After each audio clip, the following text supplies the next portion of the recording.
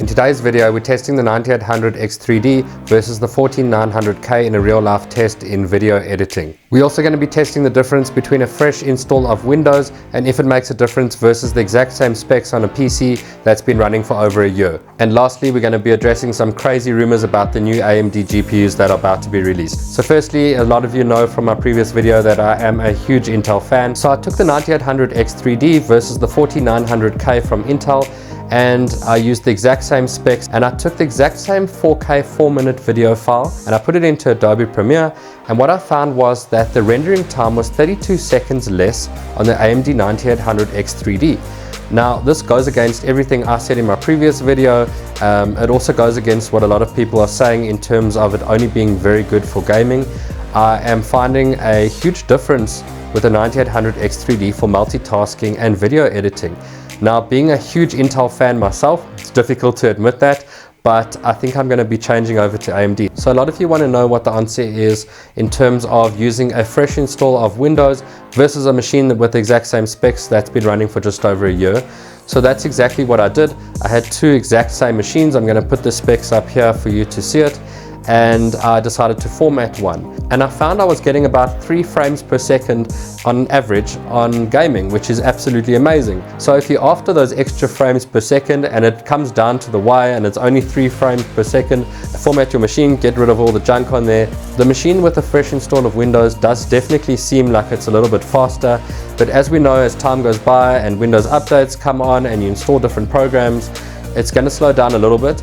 But at least we know it's not going to slow down that much. It's only a 3 frames per second difference. So I wanted to do that test myself to see if this is actually real and if it makes a difference. So those were the results, which I found quite fascinating. Next up are the crazy rumors that are swirling around about the new AMD graphics cards. So one thing that we know already is AMD is not going to be competing with the likes of NVIDIA in terms of the high-end graphics cards.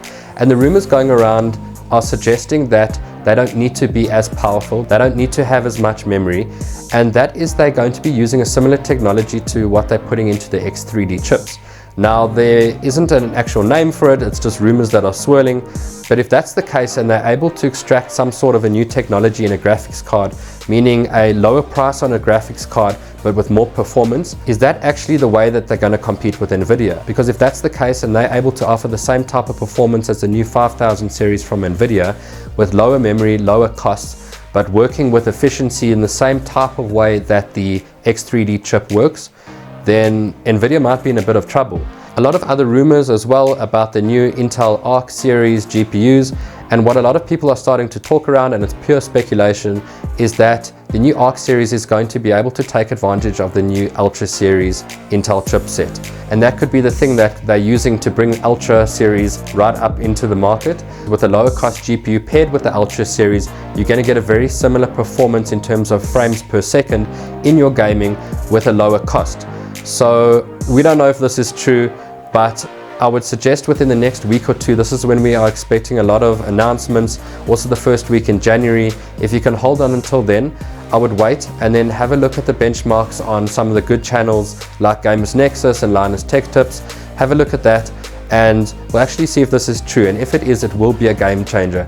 Imagine having an 8GB card that's giving you frames per second that is the same as a graphics card that costs double the price just because it's paired with the correct CPU.